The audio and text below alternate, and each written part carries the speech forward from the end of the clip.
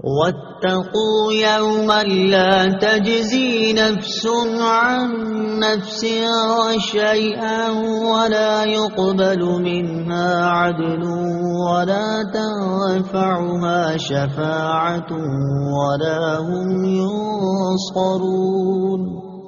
ترجمہ: اور اس دن سے ڈرو جب کوئی جان کسی دوسری جان کی طرف سے کوئی بدلہ نہ دے گی اور نہ اس سے کوئی معاوضہ لیا جائے گا، اور نہ کافر کو سفارش نفع دے گی اور نہ ہی ان کی مدد کی جائے گی۔ لا تنفعها شفاعہ، نہ کافر کو سفارش نفع دے گی۔ تفسیر صراط الجنان میں ہے۔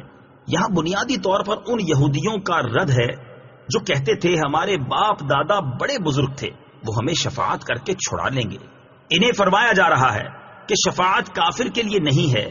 گویا یہاں کافر کا بیان ہے کہ کافر کی طرف سے کوئی بدلہ نہ بنے گا اور نہ اس سے کوئی معاوضہ لے کر اسے چھوڑا جائے اور نہ کوئی اس کی شفاعت کرے گا، اور بالفرض اگر کوئی کرے تو کافر کے حق میں شفاعت قبول نہیں کی جائے گی اور نہ کافروں کی مدد کی جائے گی۔